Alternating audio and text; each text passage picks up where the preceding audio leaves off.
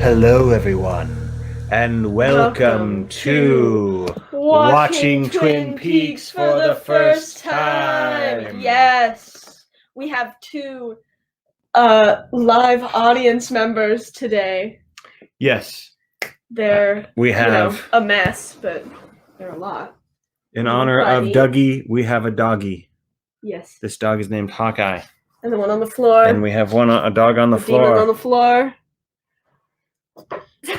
That's Lizzie.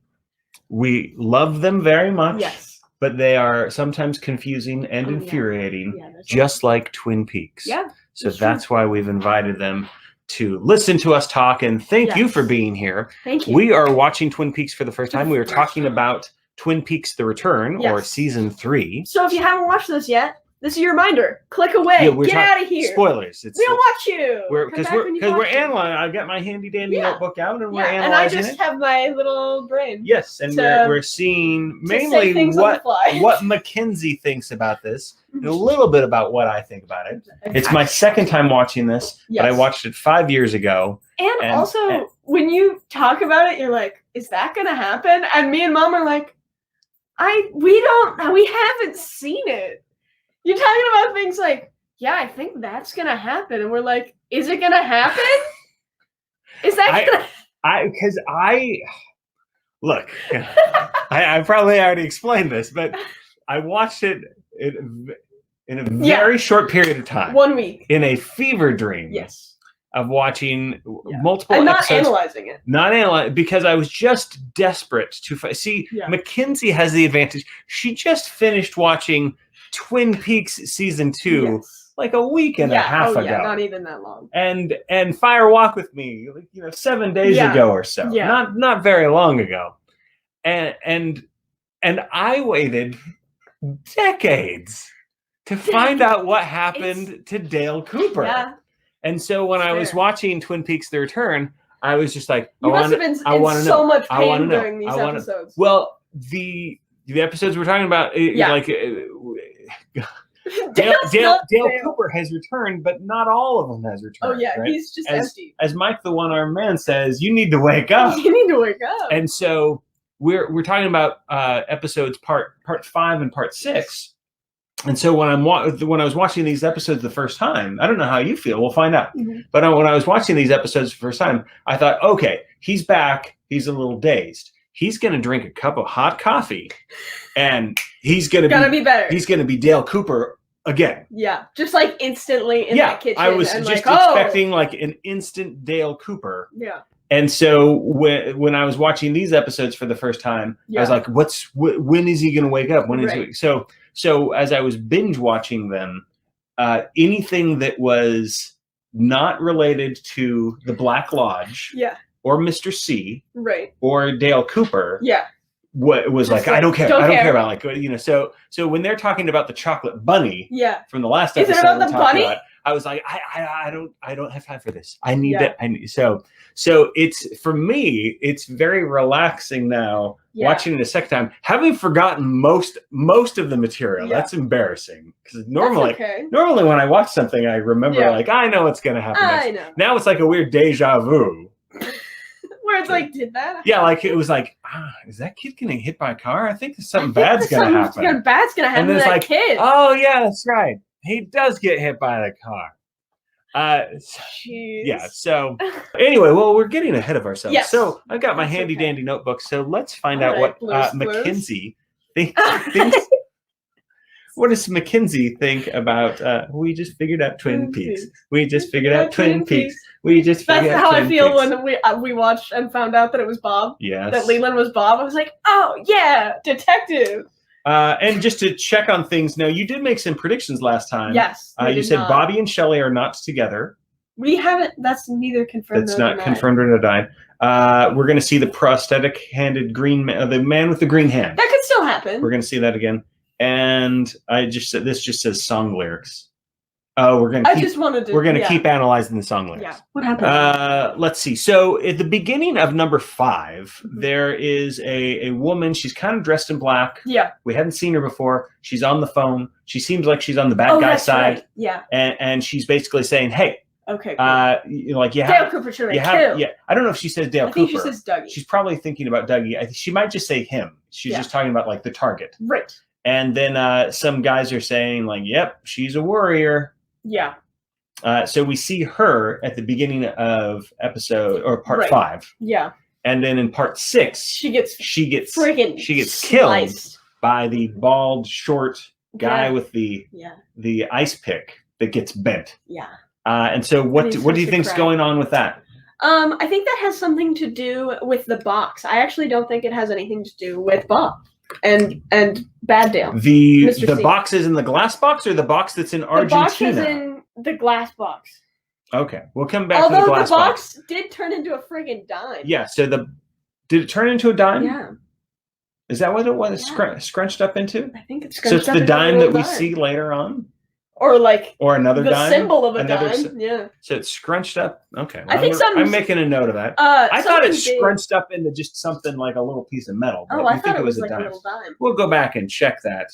But what do you think's going on with that weird box? Oh yeah. That do you remember what it does? It just blinks. Is it doing something?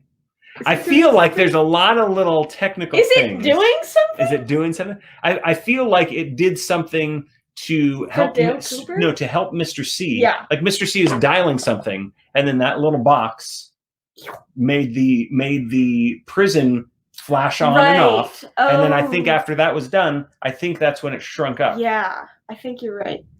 So it's part of Mr. C's scheme. Yeah. Do you think Mr. C escaped because of that? I don't know that he's escaped. Because he's just looking at the camera. I was thinking, vibing. And again, I don't remember how he escapes or if he escapes. Yeah.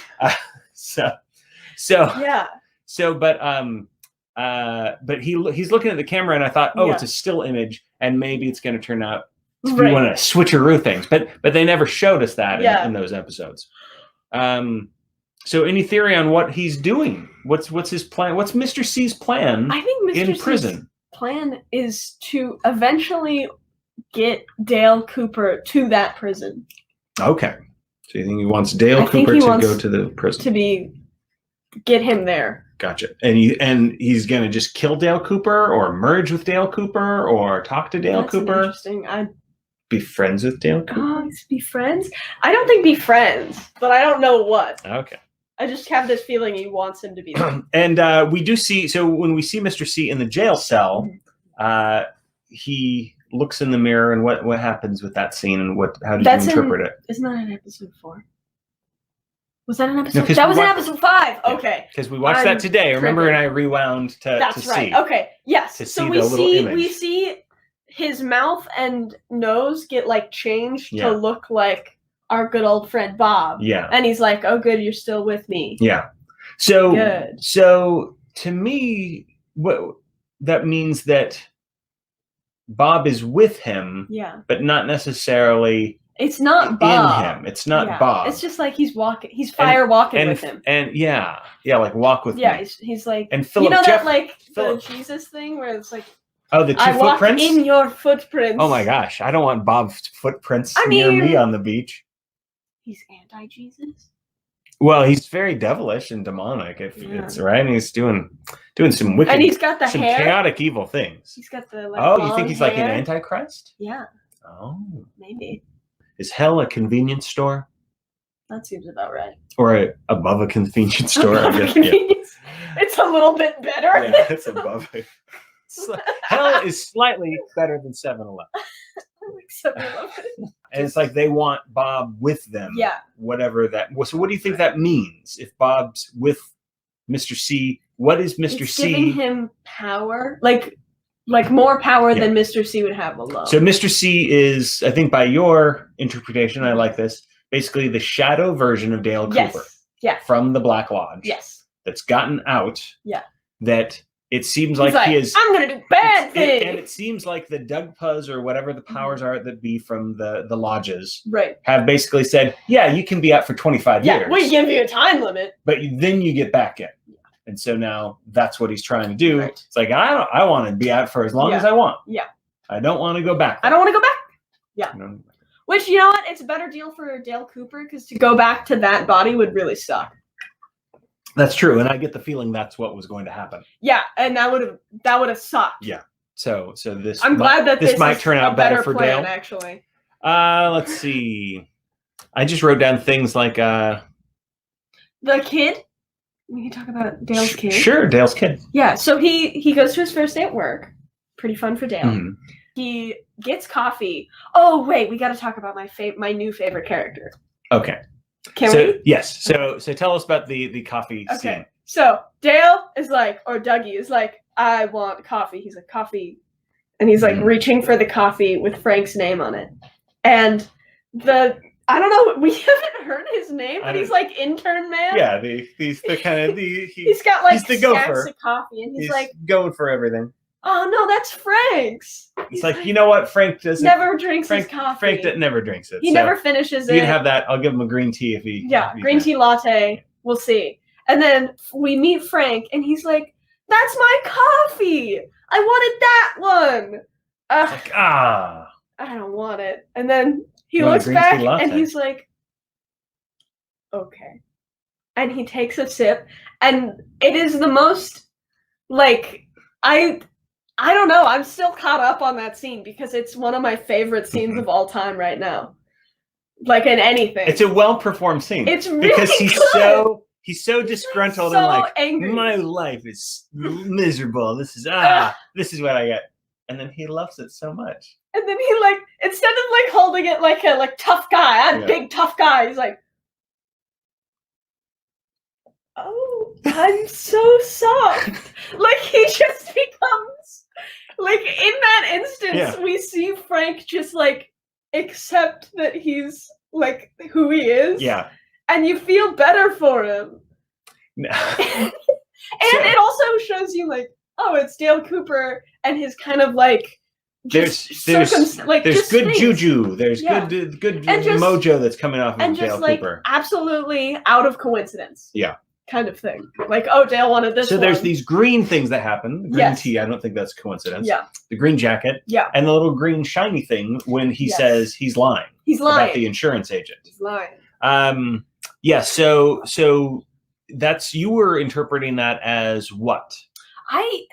So every time Dale Cooper's like, ooh, look at the casino, I feel like Dale Cooper, after sitting down for 25 years in a room with no time, I think that he's just kind of honed his like intuition skill, and it's now like a physical skill. Like he can like mentally do intuition like no problem. Like he can't really talk, but he has this like, I'm Special Agent Dale Cooper and I know exactly what it is and I can't tell you why. I have no idea why I'm doing these things, but it is correct. So his identity and sense of purpose is not caught up with him. Right. But his intuition is off the charts. Yes. Okay, I think that's a good way to how do you see it? To do it. I like that interpretation a lot. That's kind of how I'm seeing it. Yeah. The other way of seeing it is to think of it as the one-armed man just like pointed. Well, because the one-armed man was like kind of like So the other way of seeing it is that the lodge is helping him out. Yeah. I don't think Dale Cooper needs any help. Yeah. And I'm also starting to think of Dale Cooper as being very special. You know how like Laura Palmer, people talk about Laura Palmer being really special? Yeah. And Bob is fixated on her, so it's like they want her. So I kind of think that Dale Cooper is something special Bob wants? Not necessarily that Bob wants, but something that is also like a very, very special soul. Yeah. And maybe that kind of goes without saying because as fans of Twin Peaks, like, we love Dale Cooper. We love Dale Cooper. Yeah. But I think I've loved Dale Cooper in sort of a like, oh, he's an archetype hero. Well, he's like a hero, and so I'd like to do the things that he's doing, and kind of wish fulfillment, escapism kind of stuff. But now I'm starting to think with this mythos, that there's something that's kind of special about him. That not every we how we haven't seen or heard from is Chet Desmond, who I assume has disappeared into some Black Lodge kind of place. Just absolutely gone. And Philip Jeffries as well. Yeah. And probably countless other agents and people that all stumbled those Blue Rose cases. All those Blue Rose cases. And the Major. So as sad as that is. Oh, yeah. Although I think his bodies, that's my other prediction. Mm-hmm. His bodies, I don't think we talked about it on here, but I think I shouted out at some point, maybe this past day, where I was like, the bodies are Major Briggs. I can't remember if I said that in the last episode, but I was like, all the bodies that they're like looking at, that's Major Briggs. Yeah, you said that. Yeah, okay. Cool. Yeah, the singular body. Yeah, but now there's more. Well, they've said that they've had different print matches. Yeah. Like over this past 25 years, 16 print matches. Right. So it's like there are multiple bodies. 16 bodies. So I don't know if that means that they find fingerprints of the Major, and that's what they're talking about. Or if it's like actual bodies. Which is weird. Because they're like, is it the real one? So in order to know if it's the real one or disprove that it's not the real one, that would mean that they have to have a physical evidence of what the real one is. So they'd have to have a body. You could have his fingerprints on file. They could have... No, but I mean, like, if somebody just puts in, like, oh, these are the fingerprints, then they'd be like, oh, here's Major Briggs. Yeah. And then the Secretary of Defense, or, just someone, a colonel in the Air Force, he's like, yeah, we got to make sure it's a real one. It's like, how would you make sure it's a real one if it's just the print? Like, if somebody just hits a door in a crime scene, then you wouldn't be able to tell. Yeah. So there has to be, like, physical evidence. Okay. Here's my prediction. There is going to be... He is going to make his physical appearance on the show on episode 16. Episode 16. Major Briggs. All right. So we've seen other characters from the original series. Yes, we saw Nadine. Yes, so we saw Nadine, and we saw Dr. Jacoby again. Yes, doing an infomercial for his golden shovel. So what did you think of the golden shovel commercial? I liked his little his talk show on the internet. I would subscribe. I would watch. He did bring up cancer. He did. But then every other sort of disease. I loved when he went cancer, leukemia, heart disease, warts, and I was like, warts? I didn't. You didn't pick up on that? He listed 3 huge things, and then it was like warts. Just everything bad. Warts. Buy this shovel. At $29.99, that's actually seems reasonably priced for a nice shovel. It's double coated. It is with gold paint, so. And it looked like a pretty nice paint job. Honestly, his little setup. He spent a good amount of time making those things, so I hope his business does well. Yeah. Speaking of business and other characters, we see Mike, Bobby's friend. Mike. He's a we see him in an office talking to the deadbeat boyfriend, druggy guy, Steven. Yes. Who's trying to get a job, and what happens? He's like, you gotta clean up your ass. Your act. He's like, what? Take that again. And what does he do?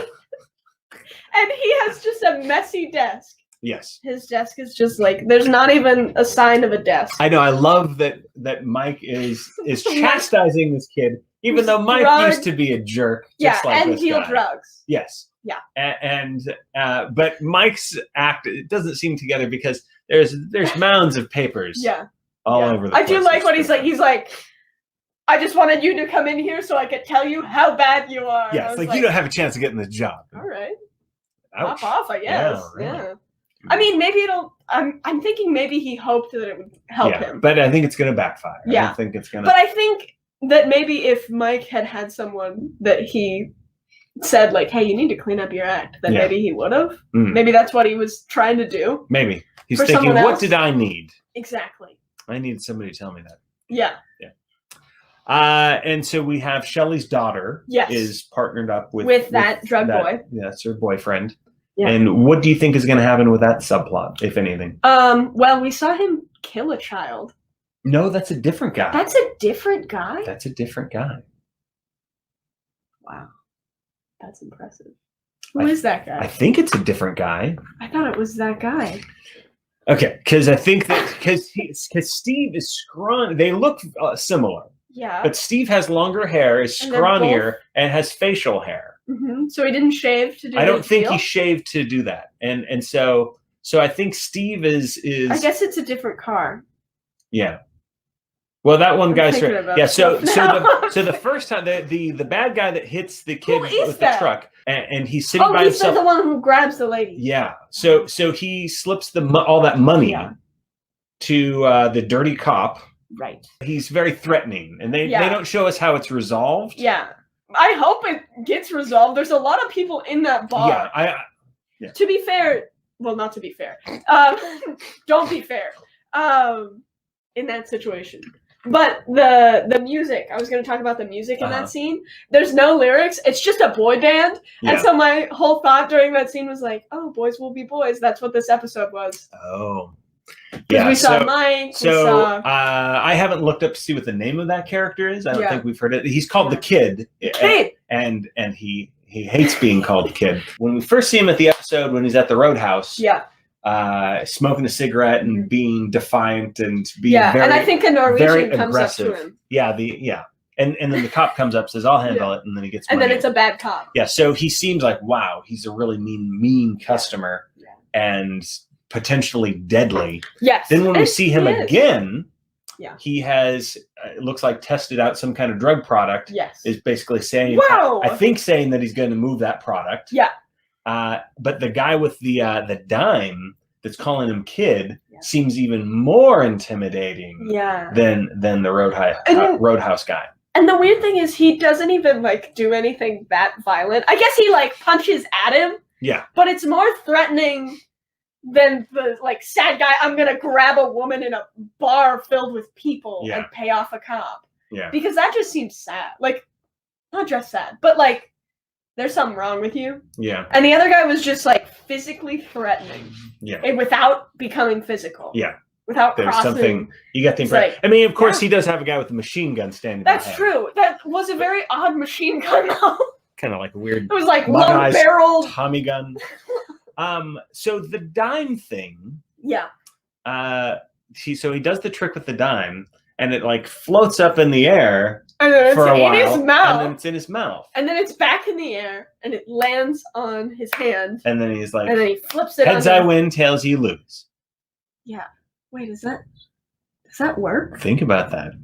Heads You've never heard that before? I have heard that before. Is that what he said? Yeah.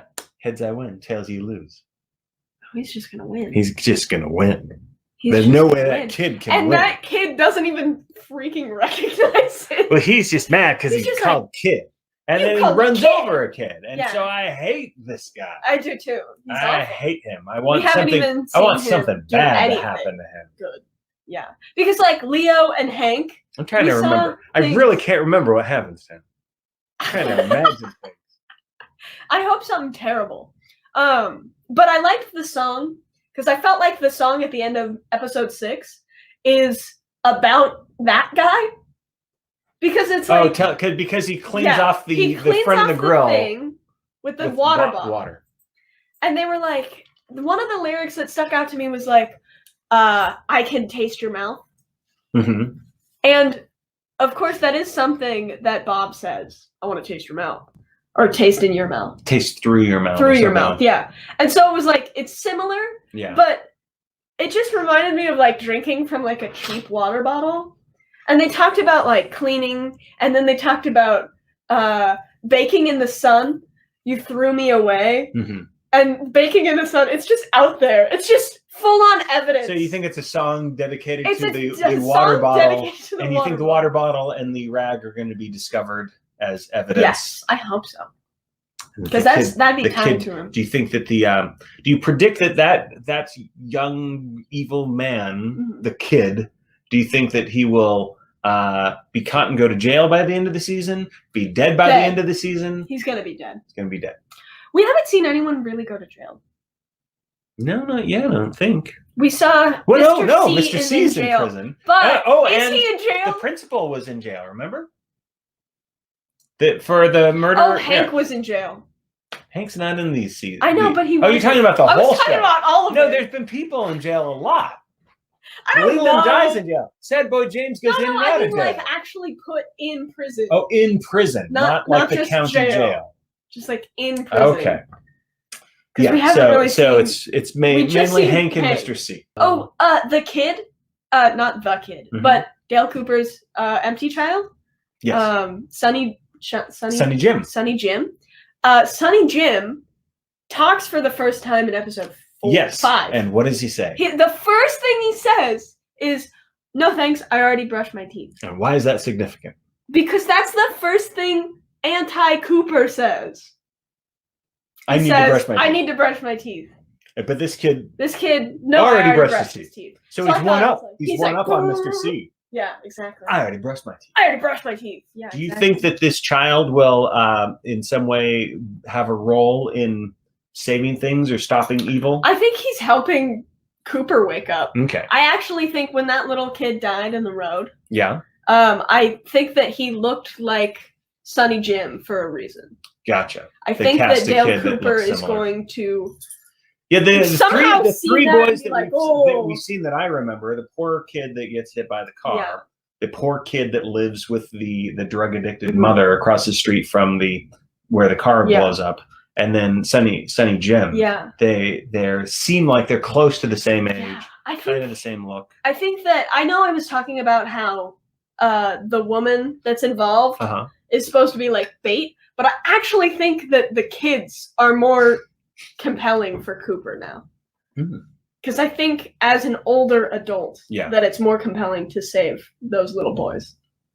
Yes. And to feel like, dang it! Yeah. Right? That's like the feeling he got when Laura and Maddie died. So you think that he's having a stronger affinity for like even younger? Okay, interesting. Small children. One of the things that Mr. C says when he's going to make his phone call, he says, "Should I call Mr. Strawberry?" Should I call Mr. Strawberry? Have you heard that phrase before? Absolutely not. I don't think so. I don't know. Yeah, so we can look for Mr. Strawberry. Yeah. Oh my gosh, the wife was about to get help for Dougie, and she was like, she's going to finally take him to the doctor. Yeah, we keep watching and going like, is somebody going to help him? Sometimes like people like his boss and things like that, or his wife say, "We need to take you to the doctor," but then they don't because he does something, which I think for Dale is good, but for society is bad. Yes, the society in Twin Peaks. Here's a line I wrote down: "Don't die." Oh yeah, because who says that? The one-armed man. Yeah, he's like, "Wake up, don't die." Yeah. So that's another like piece of evidence for me to claim that the people in the White Lodge don't have that much power. It's like, just don't die. Don't die. Don't die. Don't die. And then he writes let's see if I can see it. Oh yeah, he writes little things. He makes on the insurance thing, he's writing little ladders and steps. And then the boss seems quite pleased. Yeah, well, he seems angry at first. Yes. And then he like starts putting the papers together, and he's like, "Yeah, thank you." So why do you suppose Dale are the ladders? He's doodling in a few ways. Ladders. Oh, you don't think this is a ladder? I don't think it's a ladder. No, I don't think it's a ladder, and I don't think it's stairs. Okay, what do you think they are? I think that they're notations. Mm-hmm. They look like stairs and ladders, but I think that they're actually like, okay, let's connect the points on each page, because I think that there's a scandal going on where there's a bunch of insurance fraud happening, and so he's linking together the things that prove that there's insurance fraud. So it just happens to have kind of these type of lines, but he's connecting them. But it is interesting, the sharp lines are like the lines on the floor. It's true if you look at them this way, right? Yeah. And the ladder is like the ladder he climbed with that no-eyed woman. So that's interesting. That's true. He does climb a ladder. So we see Diane. Yes. We don't see her do too much, but she smiles and she's like, I think she's going to have a golden shovel when we see her next. I hope she's in it more. Not Nadine. Oh. Diane. Oh, Diane. I think. I don't know. Both lovers of Ed. Both are lovers of Ed. No, you're thinking of Norma now. Diane. Too many names and faces for us to remember. I don't know. right. There's too many. So, no, but Diane is amazing. It's fantastic. So you liked I liked her. So Albert goes in to see Diane, and we get to see Diane. Yeah. She doesn't, do they even say anything? I think she just smiles. I think she just says, "Hi, Albert." Hey, Albert. But I'm excited that with the casting choice, because I explained to Mackenzie that Laura Dern, who's playing Diane. Yeah. We've always wondered what Diane looks like, Diane? or if she even existed. Right? Who knows? Yeah. So we've always wondered about Diane, and now we're seeing her. And since Laura Dern was in early David Lynch films, Blue Velvet in particular, with Kyle MacLachlan, right? It's very cool. Yeah. There's the teacher. Yes, Miriam is eating a couple of slices of pie. Do we know Miriam? No. Okay, cool. So she's talking with the waitresses at the R&R, and then she goes out. Big tip that because she probably she's can't dealing afford drugs. Think she's dealing drugs? I think she is. And so when she looks at the truck driver, she's like, "Oh no, I work with that guy. We deal together." Well, that's quite a prediction. How else do people get money in this world? Slot machines and drugs. Slot machines and drugs. All right. Where else? And you borrow it from your mom when she's working at the diner. And then you borrow it from two sketchy guys you meet in a park. I know we're bouncing a lot, but so Miriam has witnessed the truck going by. Yeah. But when the kid gets hit, the old man Carl, who's the only one compassionate enough to step up to go to the mother, that poor mother. Everybody else is in shock and in looky-loo mode. Yeah. Except I understand why that guy in the truck that was like, "Go ahead," was so pissed. He was like, "God damn it." That's sad. So Carl sees a soul going up. What do you think? Is that what you think? That's it's what's like going a on? little going to the White Lodge, hopefully. I hope so. And it seems to fade away as it's kind of going past the electrical wires. So do you think souls are going into the electrical wires? I don't know. Maybe. I think maybe electricity is a way that the soul can be transported. And so it seems like there's something going on with outlets and electricity and I mean Dale went through an electrical outlet. Yeah. Yeah. So and he came out on episode 3. Mm-hmm. And going he went through door number 3. And that boy died, and his soul went up to the electrical wire, and they panned down. And we see the number 6. And the number 6 is shown. And we're on episode part 6. Yeah. So pretty. That's weird, pretty fun. Right? That's pretty fun. Fun with numbers. I don't have anything else to say. Well, that's kind of how I feel about the numbers. And 7's coming up a lot. Yeah. Well, I think something's going to happen on part 16. I'm sorry, part 15. Part 15. Mm-hmm. Because of the door that was because marked of the door. 15. She's like, not yet. Yeah. What's funny is that the short hitman guy, before he gets his assignment, he's rolling dice and writing down the numbers. I think he's practicing. Practicing craps. What? Practicing craps? And he's just seeing. It made me think of David Lynch, who's just swirling the numbers. Yeah. And us, and just who tried to.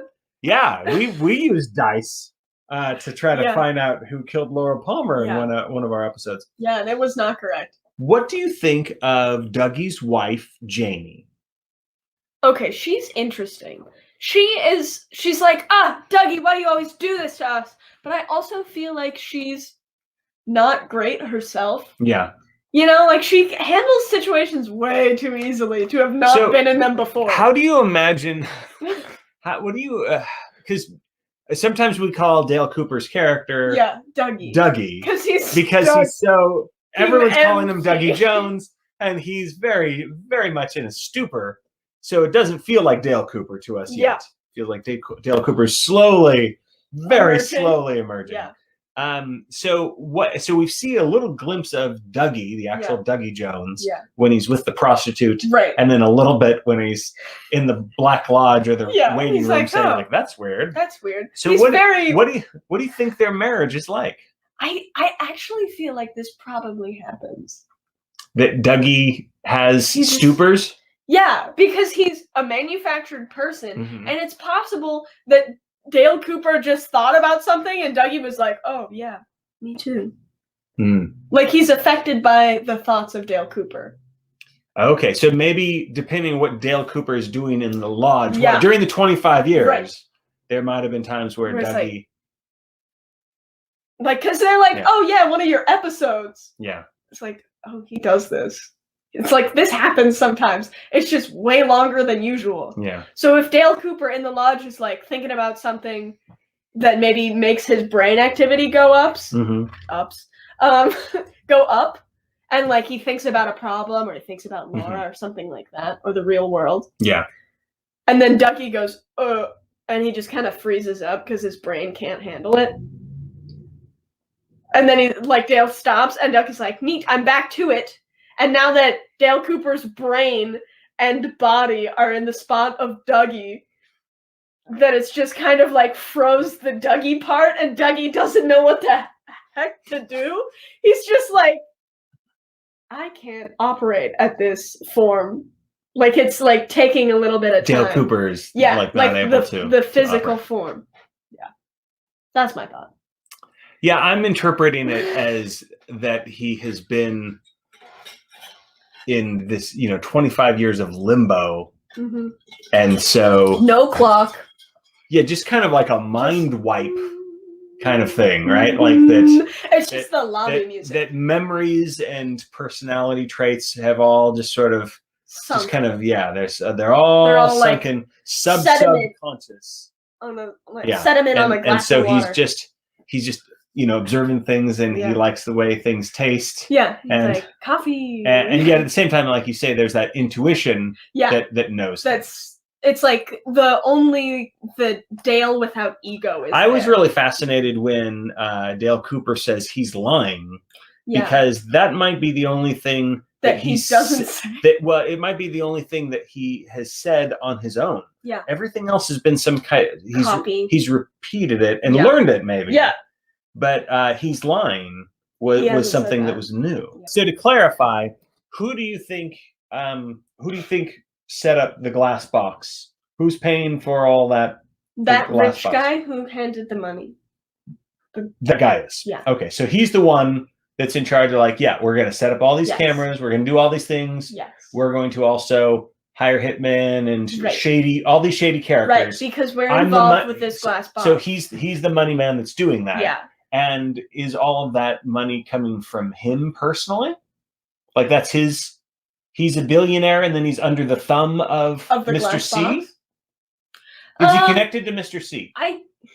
Vaguely, I don't think he's super connected. Because there's the one guy that says you don't want to be. Yeah, he's like, why do you do these things for him? And then he answers, pray that you never get involved with this person. But so the implication is that it's Mr. C, but we don't know that for sure. Yeah, I don't think it is Mr. C. I think it's Bob in the box. I think that's who's in the box. You think Bob's in the box? I think Bob's in that glass box. Was Bob that shadowy figure that scratches its way out? Yeah, he's leveled up. Okay. Like the tree. And we haven't seen that scratchy scratch. Yeah. Do you think that scratchy scratch monster, Bob, if it is Bob, is out in the world physically in some ways? Like a smoke kind of apparition appearing at will? Yeah, like it's gonna come into play some more. Okay. Because we saw the child's soul go up. Yeah. And I think that's like a pure soul. Mm-hmm. And then our friend Bob is just like smoke. So it's like very like polar opposite kind of thing from the pretty little yellow light. So if Bob is the creature that was in the glass box. Yeah. Was it chasing after Dale Cooper? Because remember, Dale Cooper's floating, and then that apparition appears. Yeah. So you think it was chasing after Dale, Dale Cooper escaped. I'm going to go get him.